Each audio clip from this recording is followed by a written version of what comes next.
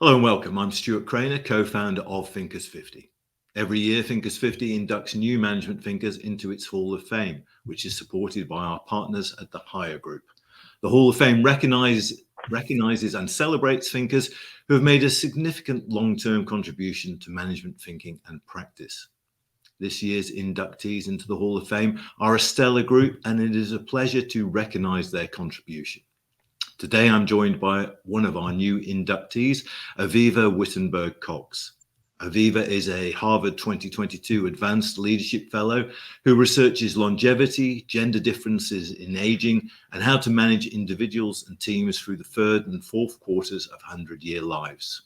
These themes are summarized in Thriving to 100 through life's 4 quarters.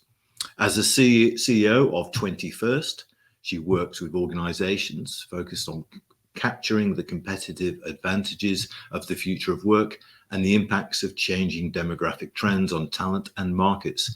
She is the author of Why Women Mean Business and 7 Steps to Leading a Gender-Balanced Business. And she's also an ambassador to the Stanford Center of Longevity and an adjunct professor at DePaul University in Chicago. Avivah, welcome. Thank you so much, Stuart. Lovely to be with you, and thanks for the honor. How do you make sense of your career? How do I make sense of my career? I'd say the short answer is I build bridges. The longer answer is I just take really, really obvious, massive shifts that I think are being underestimated, and I try and get people to pay attention to them. Well, building bridges is a noble profession. You grew up in Canada, attended the University of Toronto as a joint computer science comparative literature major, went to Paris for a year and stayed for 30. You did an MBA at INSEAD and now live in London.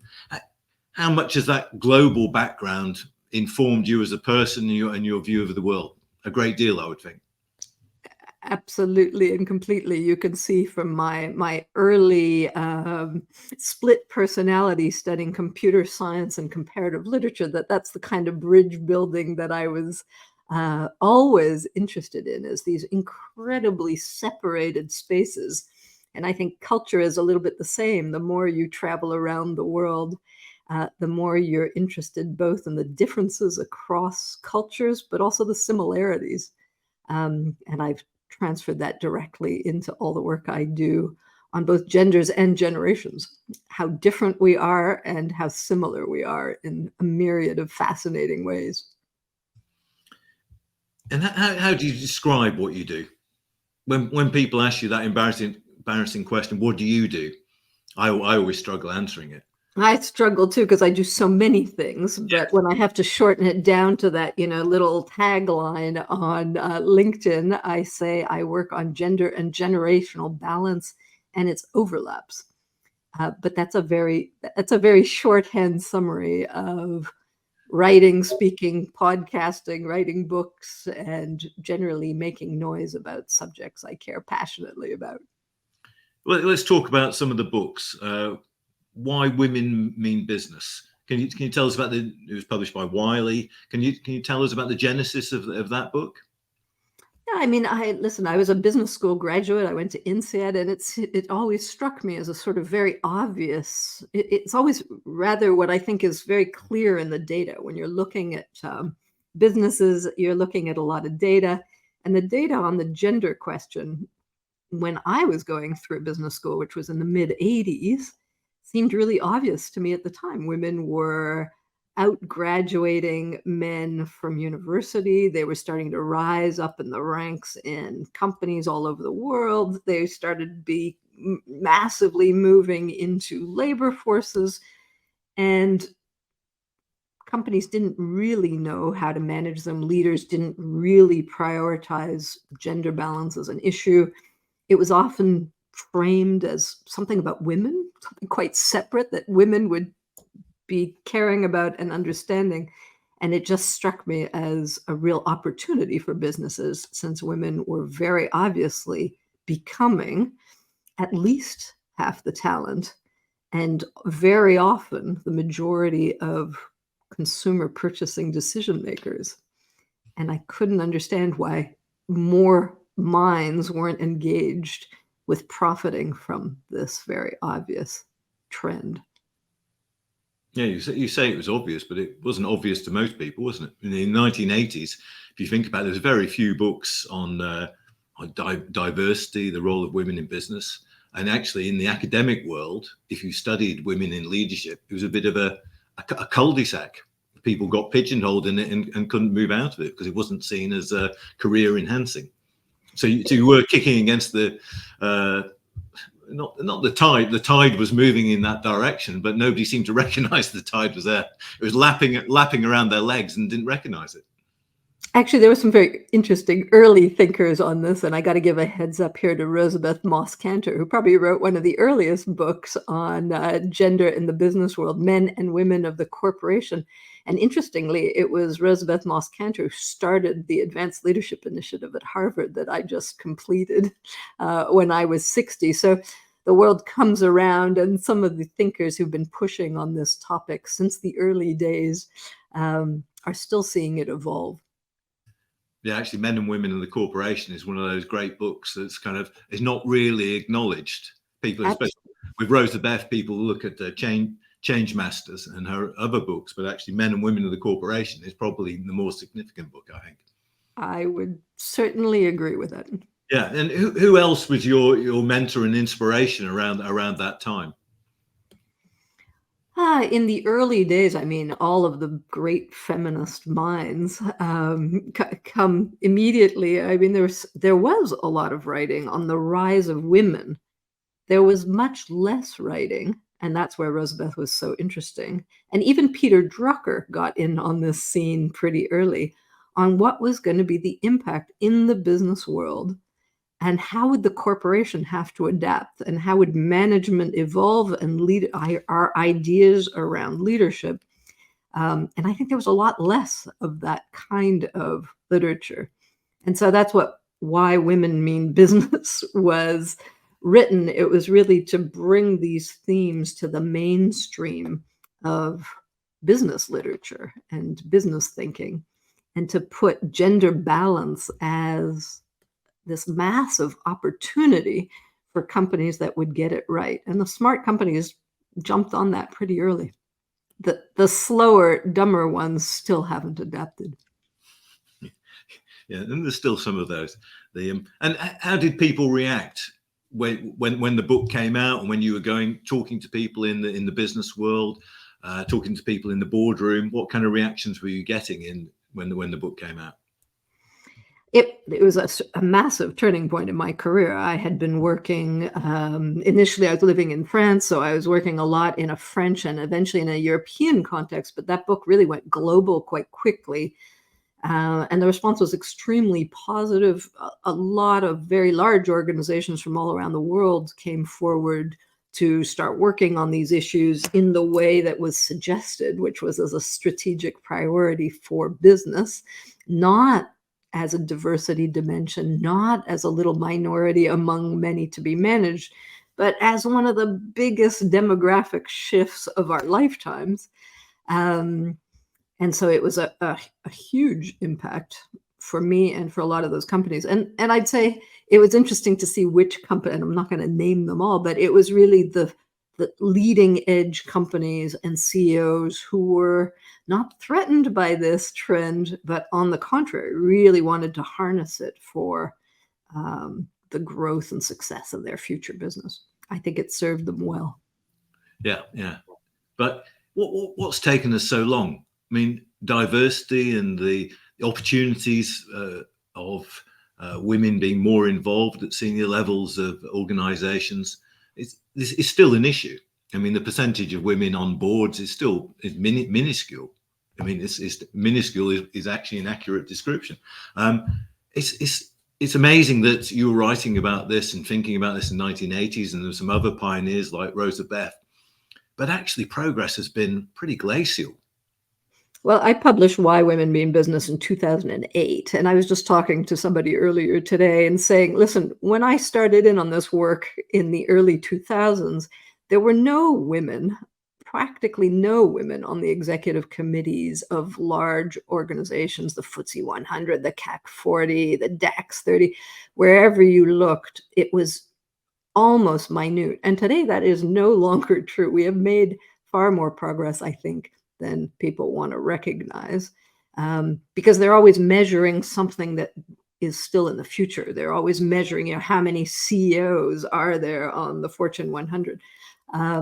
But if you start looking at the the balance on boards and excos, I think you'll find that it's progressed more than people think. And again, it's only progressed in smart, leading edge companies that care about these topics. There's this very long tail of companies that will take much, much longer to shift. And I think one of the challenges, because you keep using the word, and I'm going to push back against it, is it's framed as a diversity dimension. I think that has been one of the big mistakes in the gender space, is bundling women as a diversity dimension. Women, let me just tell you, Stuart, women are not diverse. Women are the majority of the educated talent emerging from universities around the planet. And they are the majority of the consumer buying decision makers in almost every business. And so partly the challenge and why it's going so slowly is that it has been dramatically underestimated and misframed for so long. Apologies for contributing. Not No, you're right. Yeah, you're obviously. It's so embedded in the thinking and in the corporate vernacular now, that it's a constant effort to dig us back out of where we've been put and should never have been put. Yeah. And isn't the constant effort intensely frustrating? I think, one of the joys of aging is that you learn a little bit of patience and how the world works and how it turns. And I'm impatient with an awful lot of what we're seeing evolve in the world. We're at some pretty challenging times in many directions.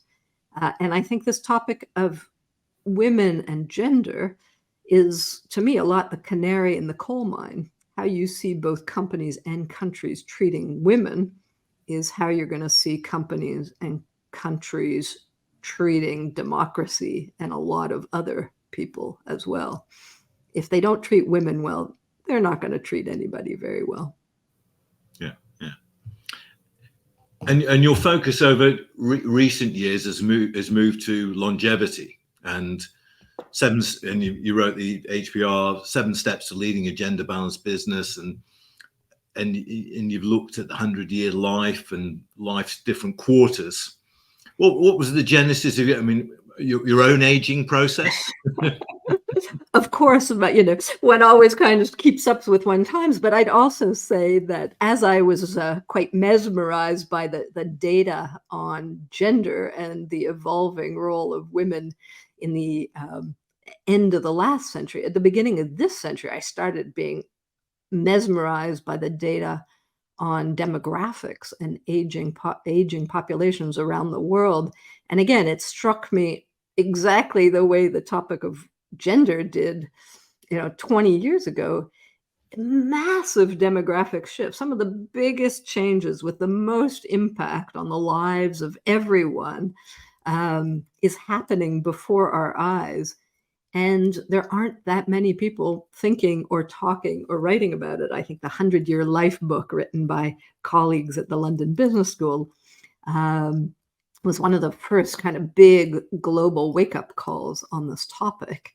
And I read it and I was just really awakened to, this is the next shift. I used to talk about the 50-50 balance between men and women around the world. Now I'm talking about the 50-50 balance about the over 50s and under 50s in the world. And how, yes, I'm taking a look at, if we're going to live 100-year lives, an easy roadmap to navigate life's essential tasks is this idea I have of 4-quarter lives, with each quarter representing a particular human phase of development. Yeah, so you were referring to Linda Grattan and Andrew Scott's book, The 100-Year Life, which, as you say, I think was a really good book because it brought all the statistics and the trends together and made sense of them. And talk me through the 4 quarters, because it always seems to me that life isn't as neatly delineated as all these kind of categorizations suggest. And I'm always slightly uncomfortable with being part of one generation or moving to the next generation or whatever. Yeah, I think it's precisely because of that kind of problem. We don't really have the vocabulary or the thinking yet to match the lives that our lives are lengthening into. And so I think the challenge we're up against is that we really still are thinking and programmed in this kind of 3-stage life where you work, you grow up and you're educated. Then you have this working period, which still is being measured between 15 and 64, if you look at all the big demographic and economic studies. And then you have this retirement phase at the end. So learn, work, and retire is the way almost everything, government policy, corporate life, careers, are designed. And yet it's been obsolete for quite some time. And so what do we replace it with? And so the 4 quarters, the idea is, yes, we have Q1, the years from 0 to 25, where we learn and grow, become adult. Q2 is the years from 25 to 50, which I call sort of the achievement years, where we build the foundations of life and adulthood, which usually involve establishing work of some kind, career, profession, but also family, relationships, and ego development, right? And then the really new piece, the piece that we haven't really been familiar with, is what I call the 3rd quarter, is the 25 years after 50, which I imagine both you and I fit into. And this is what's really interesting, is we are newly healthy, newly longer lived, and this 25 years post 50 is something we've never really experienced, a time that is post children, post ego development, and much more often intrinsically driven, where we can become, as Jung called it, who we truly are. And I think that's a whole new chapter of life that people are beginning to experience and understand. And then Q4, of course, is kind of the old age of life, and how do you harvest the lessons of a long and lengthening life? And how do you generatively pass on its lessons to future generations? So I think the suggestion for a simple sort of a corporate wink with my quarter idea, since the corporate world is used to the kind of language of thinking in quarterly performance evaluations, is, yeah, how do we evaluate life and how do we plan for 4 quarters instead of the old 3 steps? No, I like the ideas. And 25 to 50 is the achievement years. But what name do you give to the 50 to 75? Is there a pithy name for those? I call that becoming. So it's that's the post-ego development. My 4 quarters, the short version of it is growing, achieving, becoming, and then harvesting. That's my generic. I usually ask people what metaphors they would put on their own 4 quarters. So if I were to ask you, Stuart, what would you say? I'm not sure about the achievement years. So somehow, yeah, I think it's more of a foundation building years, foundation creation years. I don't know, but I like becoming and harvesting. But it is really interesting because you think about it and it makes you think that retirement is actually a very modern concept. Yeah, and increasingly, particularly among the educated, it's not a very aspirational thing anymore. People don't want to stop. The older they are, the less they want to stop. There was a very interesting report just out from the World Economic Forum that people under 40 dream of retirement. People over 40 want to keep working. Yeah, yeah. Well, there used to be a statistic that on working people, when they retired, once they stopped working, they died very quickly. Yeah, that's still true. Absolutely. And is interesting. Stop working at your peril. Yeah, yeah.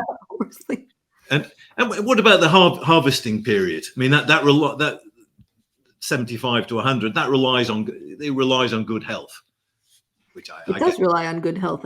But the foundations of a good fourth quarter start in Q1, start in the womb, right?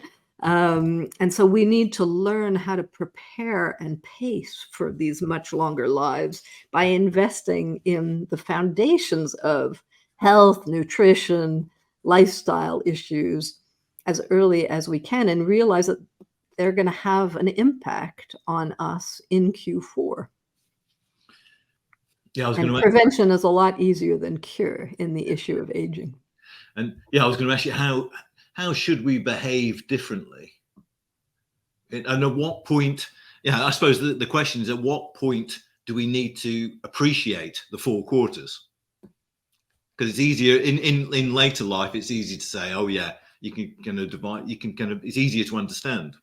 But when you're younger, it's a bit more of a mystery. So I wonder at what point it is useful to think of life as the 4 quarters.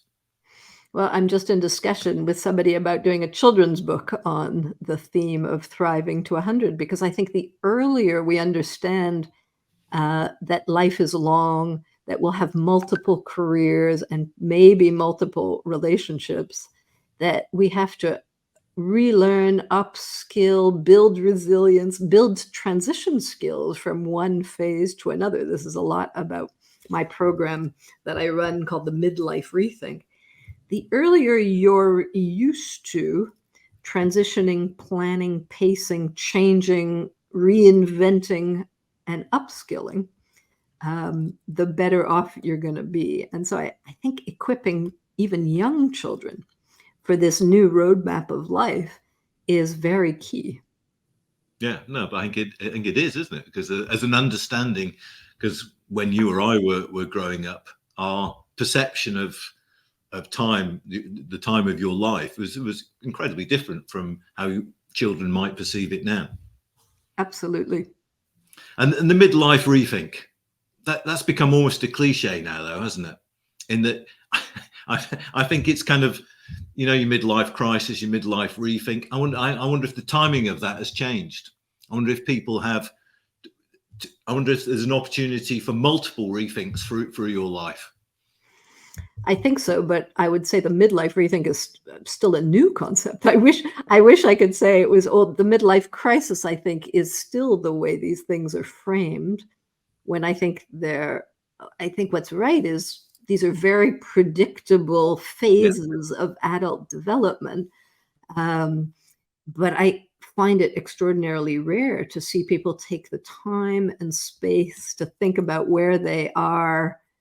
I agree with you, probably every decade or so, but at least somewhere around 40 or 50, because what I see mostly is people waiting until sort of something happens to them in their 50s or 60s to start thinking. Certainly the people on my Harvard program were, later in life, retiring, changing roles. It wasn't a natural, let me sit down and think about my next chapter while I'm still in a good place in my last one. Too often we start thinking once we've been fired or had a heart attack or something dramatic happens. That's not the best time to be doing the midlife rethinking. I always think the gap year concept, which obviously I'm not sure if it's universally understood, but a gap year when children go away for a year traveling, which I think is a great thing. But you should almost do that every decade in your life. Give yourself some space. I know in the academic world they have sabbaticals, And I often think it would be a great idea elsewhere, even a few months, even a month, actually, in many instances. I think sabbaticals will become an essential part of managing lengthening lives, because I don't think we can run into these new 60-year careers without really regular invention and reinvention and relearning and lifelong learning, all these terms that people keep throwing at it. But I think essentially we got to renew and resource. And we don't have time to do that in the normal day to day. And so I think sabbaticals, yeah, I'd settle for every 7 years if we can define it that way. Yeah, no, I think that would be acceptable to most people. Yeah. And what about your own redefinition? You went to Harvard. What was your motivation? Presumably along similar lines. Yeah, very much. I mean, I think I was coming on to 60. So it was kind of a gift, a 60th birthday gift to myself. I was coming on to 60, and feeling good and thinking that there was much to be done and explored in the world, and being surrounded by a lot of people who were thinking and talking about retirement. And I just couldn't align the two. And thought I'd better go find myself a tribe of like-minded old folk thinking that we're not done yet. And that's exactly what these Harvard programs are for. I'd like to see them generalized around the world. There are now more than a dozen programs offering some sort of midlife transition. Harvard started, Stanford followed, and now there are a dozen universities offering these kind of programs. But I think it's absolutely essential that we change our mindsets around what we do at what age. And that's going to take a little bit of time. We're not there yet. We might be a little bit exceptional still, Stuart. You got to generalize this. Yeah, it'd be nice to be exceptional at times. Yeah. So what are you working on at the moment? I know you've got your weekly newsletter, Elderberries, and you've got a big range of activities. Tell us about what you're working on. You did a graphic novel as well, Thriving to 100. I did a graphic novel, Thriving to 100 Through Life's Four Quarters. I run a weekly podcast. We're on season 4 right now, preparing, called 4 Quarter Lives, which is everything longevity all over the world and the gender differences in aging. Fascinating project. I regularly write for Forbes, a column on all things longevity and gender. What else do I do? Yes, I do my Sunday, much more personal. This is the first time in my life I've had a much more personal voice, which is my Elderberries newsletter that I publish every Sunday, that kind of lets drop the curtain between the personal and the professional. And that's a really pleasant form of writing that I really enjoyed. And I've discovered a whole new community and receptivity to those kind of themes, which is a lot of fun. And then, yes, I run the Midlife Rethink program that I'm increasingly also doing in a number of different business schools and universities. So it's keeping me busy, these two themes of gender and generational balance. And do you feel positive and optimistic about the way we're heading? Well, I think it's very, do I think democracy will survive our current trends? That I'm not sure. Do I think socially and culturally we're evolving in all kinds of really interesting ways on my topic? Yes, I'm actually very optimistic. I think technology, flexibility, the rising ability of women to work in all different kinds of spaces is evolving. It's not evolving as fast as many of us would like. I think men are evolving too, in both good and bad directions. I mean, I think almost every evolution I see goes in two directions, a positive one and a negative one on every theme that we're talking about. And it's which one will take control. And who is inspiring you now? Which people and organizations are inspiring you with your work? Well, I'd say on my work, I've been incredibly inspired by Linda Grattan and Andrew Scott and their work around the 100-year life. I think that's was one of the sort of seminal books that shifted me into my work on longevity rather than just focusing on gender.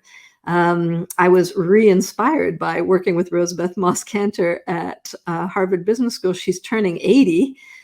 She's still an absolute dynamo in the classroom, in the research papers, and in the impact she's having on getting older people focused on world's problems and how they can solve them, and intergenerational support.